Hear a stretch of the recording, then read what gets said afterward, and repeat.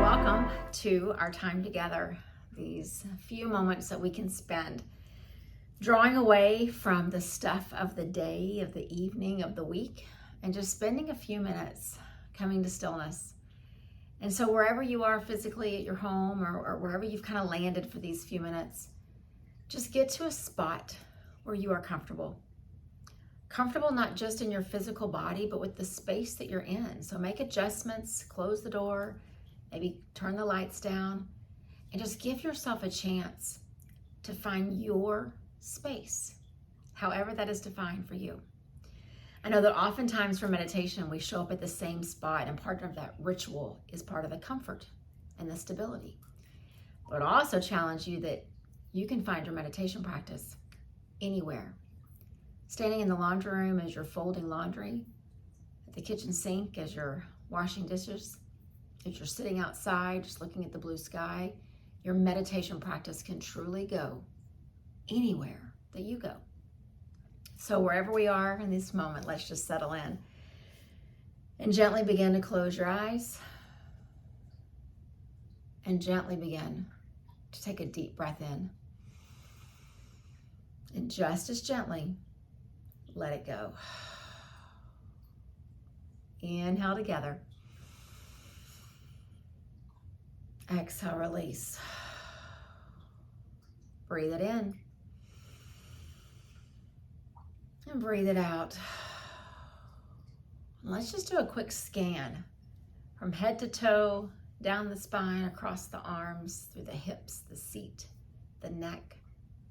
Just do a quick scan and see, how does the body feel, the physical body, in this moment? Almost like your eyes are kind of surveying every muscle, every joint, every bone. And then take your perspective inward and just scan all the corners of your heart, all the corners of your mind,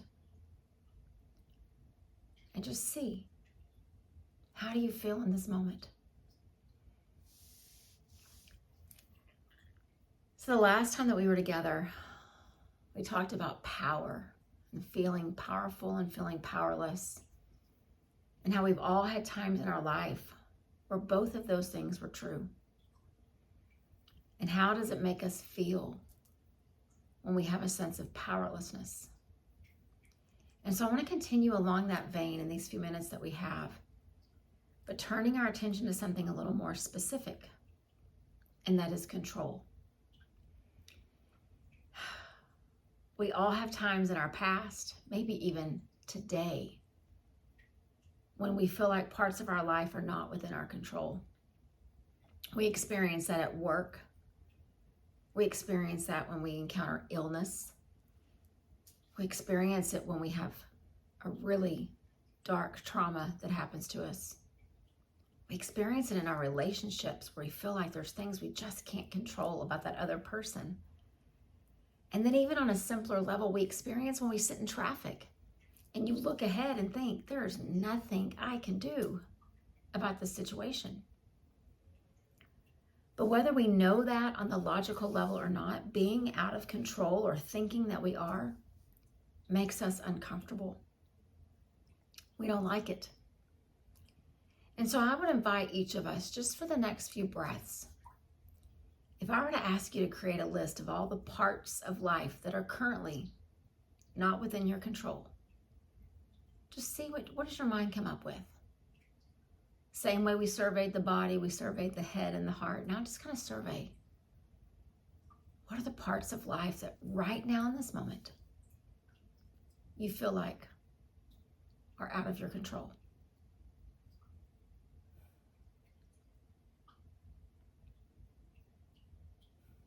You know, I asked you that question right after I had you breathe deeply. And so all the calm that comes from the breath, we begin to undo it when we think about the sense of having no control.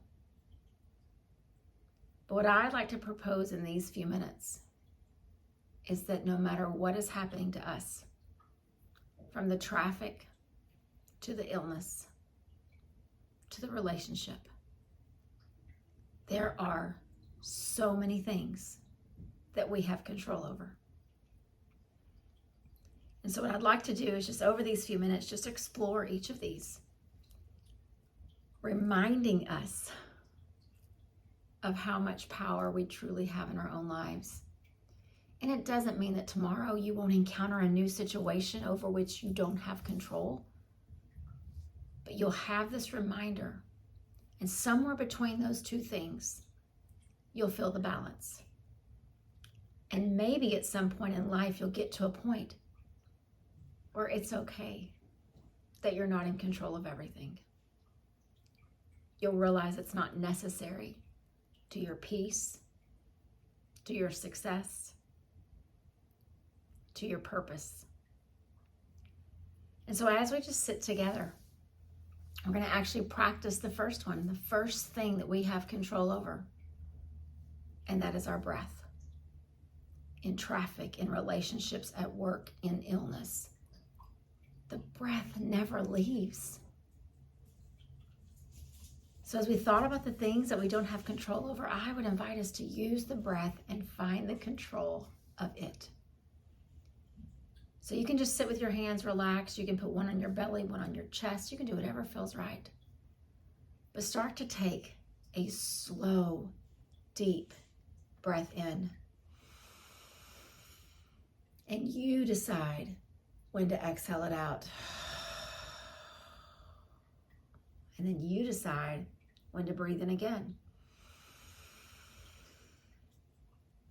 And you decide when to breathe out. And on your own pace, let's go one more. Breath in. And breath out. If your hands found their way to your chest or to your belly, just let them come to relaxation. And I know that it may sound so simple when you think about the things that you're also going through in life to just think about controlling the breath, but y'all, that's the game changer. The number one thing we have control over is our breath, how long it lasts, how deep or shallow that it is, and how we use it as a tool to regain control.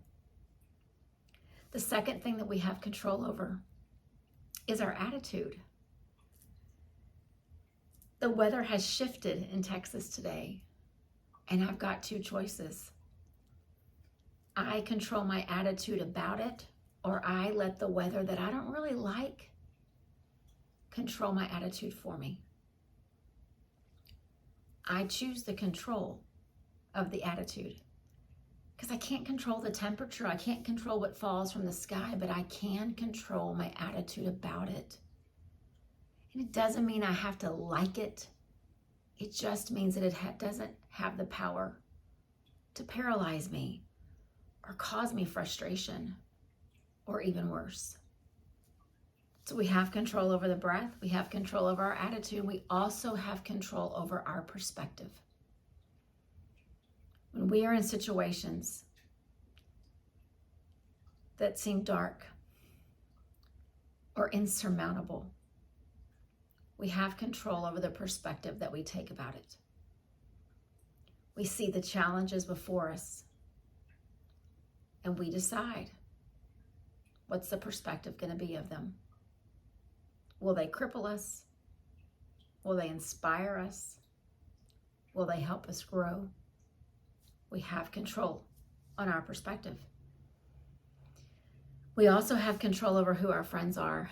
We can't control who our family is. We're born into families, and that's one of the things that just happens to us in the course of life. But you can control your friends, how you choose them, how you allow them into your space, what your inner circle looks like.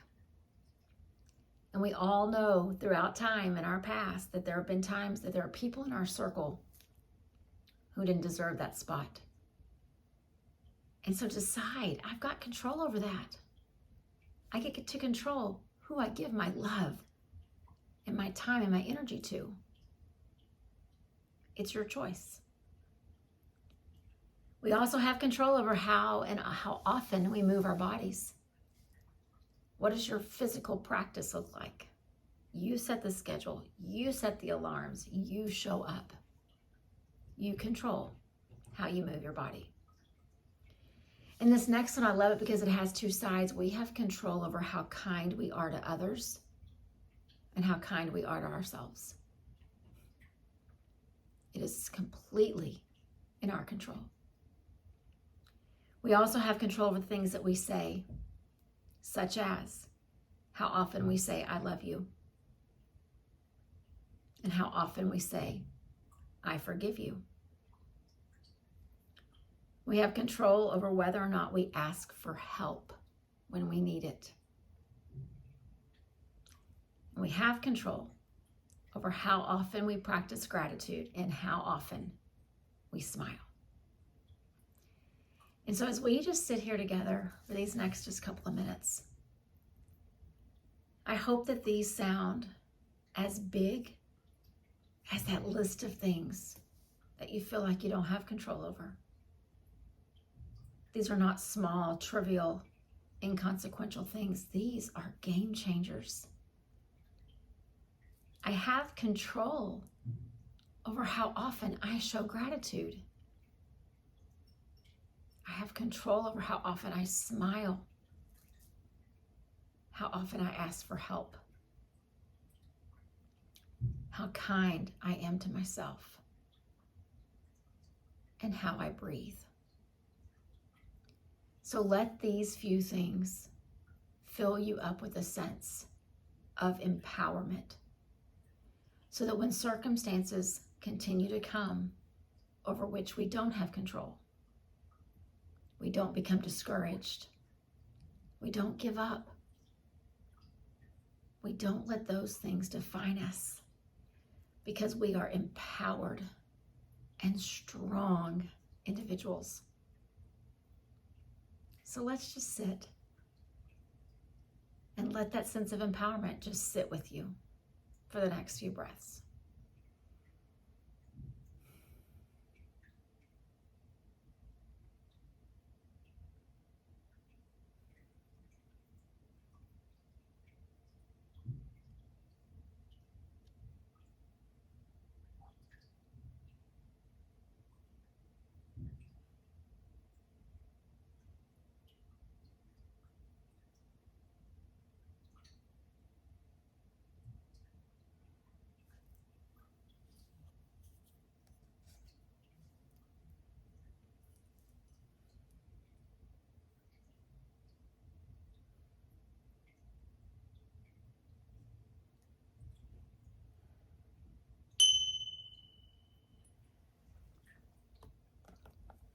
Just continue to sit there with your eyes closed, breathing it all in.